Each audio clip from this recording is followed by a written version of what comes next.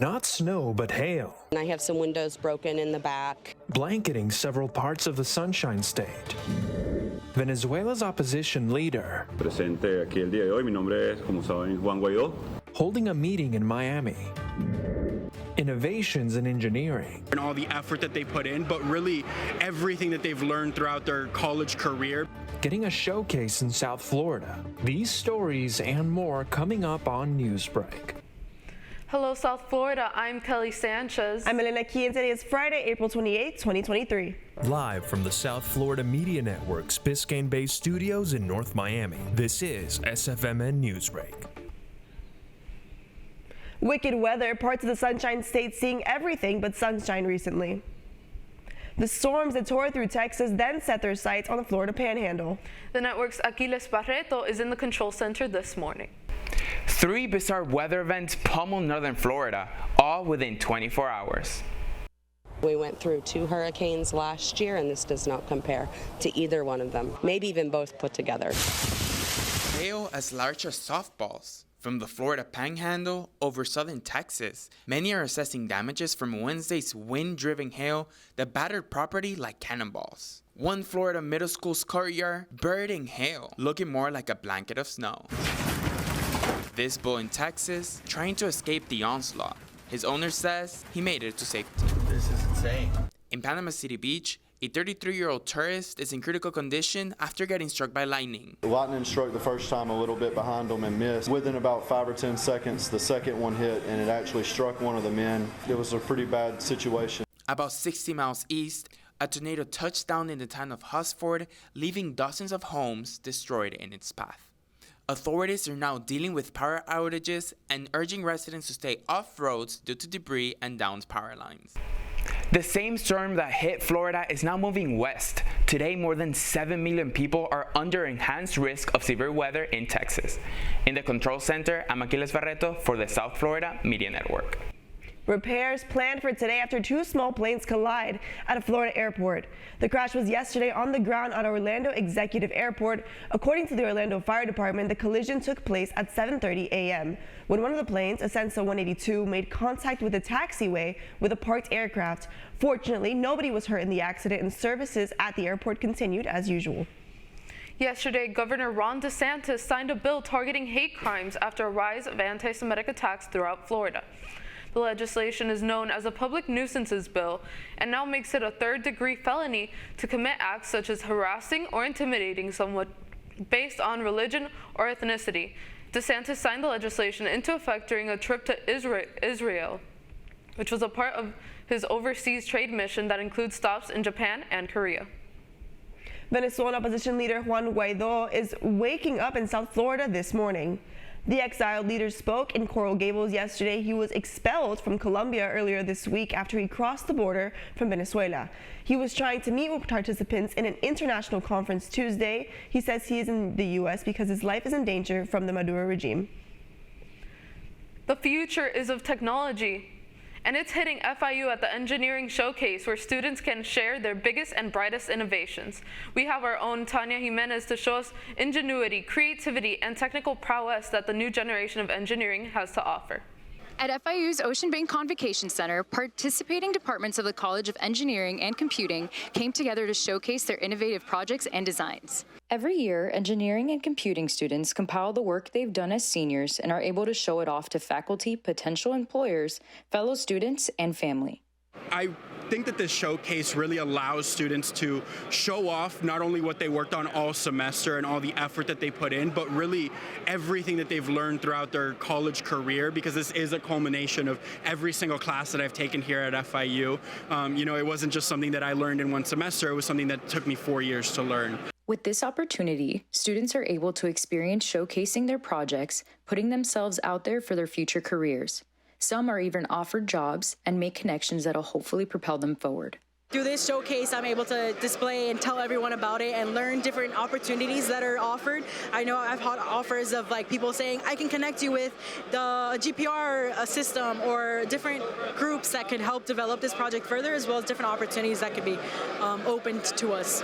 This year I saw a lot of more completed systems as compared to previous years. Very close almost to utilization.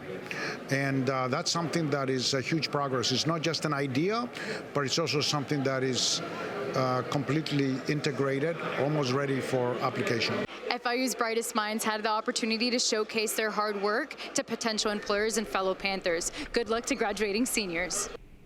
There may be more affordable options for those who love diamonds.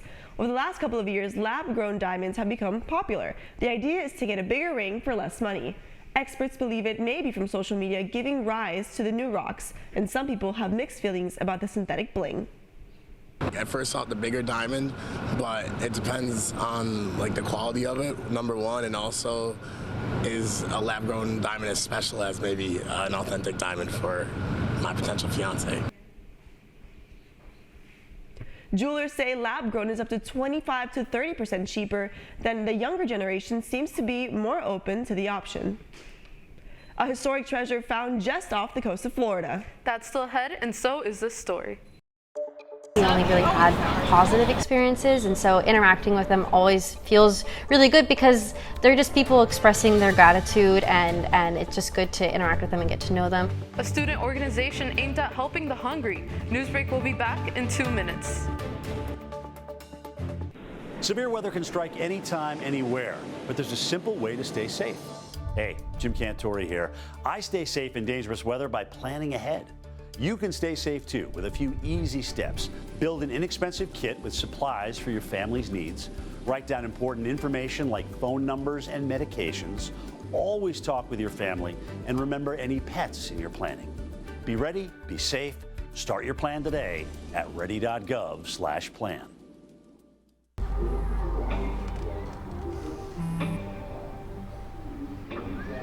I don't know why you're so sad. You've got a roof over your head. You gotta stop with that depression stuff. That's what white people think. You all right? It just feels like it's coming from everywhere. Do you want to talk about it? You can talk to me if you're feeling sad.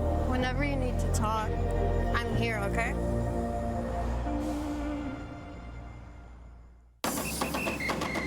If you're buzzed and doing this,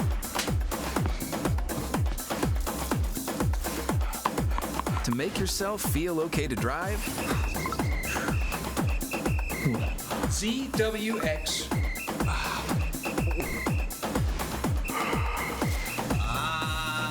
you're not okay to drive.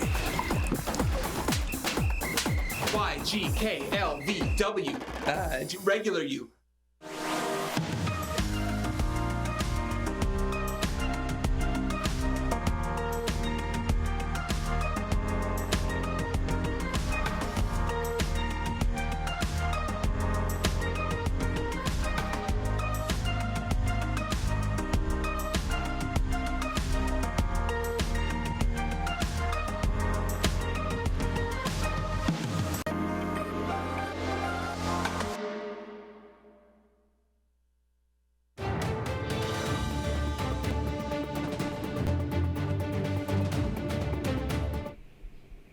Help for the hungry coming from a student-centered organization. The group's members called it the Bubble City Community Project. Here they are, in their own words, through the lens of a photojournalist, Isabella Mendez. And the chunky. Yeah. And then the packing. Yeah, I was like, whatever. She's. Sir. She had 6 herself. So the Bubble City Community Project is a student service organization that's largely focused on affordable housing and people struggling with homelessness. We also tackle food insecurity. We have a PB&J event every other Friday, and we make PB&Js, and then that following Saturday we distribute them, and then we also have a separate team of volunteers that pick up trash in the Overtown area. My name is Maya Roki-Friedman, and I'm the president of the Bubble City Community Project. Every other week on Friday, we have student volunteers come in and we assemble sandwiches. We have peanut butter, we have one assembly line for peanut butter and one assembly line for jelly. And we make typically about over 100 sandwiches. Last time we made 305 sandwiches, and we make them, we package them up, we put little notes in them, just little loving messages, little encouraging messages, things like that, and also just labeling Bubble City on them as well.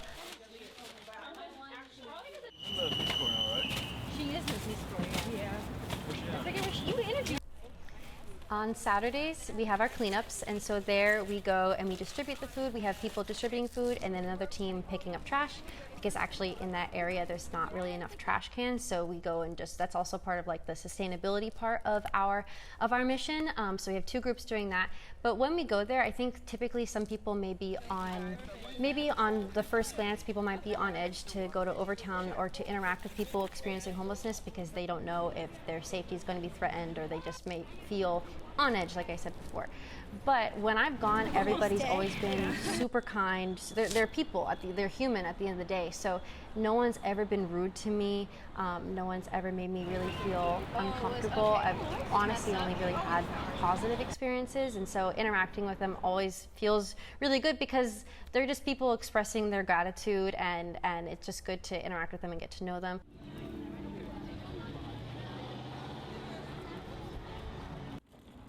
Yes, my name is Clifton Perry. I'm from North Carolina, and I moved to New Orleans, stayed for a little while, but transferred over here to Miami. I think it's a blessing to come through and spend, people that take time out of their busy lives to come through like the streets to pay attention to people that's less fortunate with no homes and give back. I think that's awesome. Do you have any spare bags? On the days of our cleanups, we also go to a community fridge in Overtown, and that's a part of a network of fridges. There's something called Buddy System MIA, and they have fridges basically all over the Miami area. What BC does, if we have any excess PB&Js, any food, or any donations that maybe I have or other people have, we go and we put them in the fridge, and there's also a little pantry right next to it. At the end of the day, it may feel like sometimes we're not making that much of a difference, but when I take a step back and I look and I reflect at what we're doing and the impact that we are making, I think that makes me realize, okay, I think we are making some sort of positive change, or at least touching somebody's life in a positive way. And it just feels really good to do that with my peers and with the community around me. That was photojournalist Isabela Menendez. Through their partnership with Buddy Systems MIA, the group members are also demonstrating the importance of collaboration and sustainability in addressing social issues. Erosion at a Florida beach revealed what archaeologists believe to be a shipwreck. Researchers are investigating the site of what appears to be a wreckage from a ship in Volusia County. Experts have known for a while that there was some debris in the area. It comes after Hurricanes Ian and Nicole washed up to 8 feet of sand. You're watching SFMN Newsbreak, and we're coming right back. How prepared is your family if a tornado shows up at your doorstep, or a flood, or a hurricane? You can't just turn away a natural disaster. That's why it's important to go to ready.gov/plan now. It has the tools and tips you need to make an emergency plan with your family. So if disaster comes knocking, let's go. You'll be ready to help keep your family safe. It's just a pizza. Yes. Make a plan today. Jordan knows he shouldn't eat this entire bowl of nachos, but tonight he's earned that right, because a few hours ago in the middle of happy hour, he recognized a sign. Not from the gods or a bolt of lightning, but from a double heart, a kissy face, and a fourth ha in ha ha ha. That's when Jordan knew he was buzzed. So when it was time to go, he got a ride home instead of driving. Be a legend like Jordan. Recognize your buzzed warning signs and get a ride home. Buzz driving is drunk driving. There was an old woman who lived in a shoe. She had so many children, she didn't know what to do.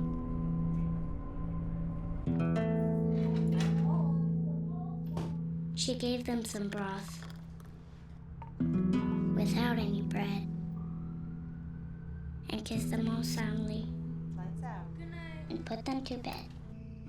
Hunger is a story we can end. End it at feedingamerica.org. I help our fellows design their paths as creative entrepreneurs. My experiences serving startups, creative businesses, and cultural organizations, and my journey as a queer mixed immigrant with Haitian and Arabic roots, inform the co-creative environment we foster at Radcliffe. We leverage our collective diversity to encourage the building of lifelong personal learning networks and mindsets that stimulate continuous innovation.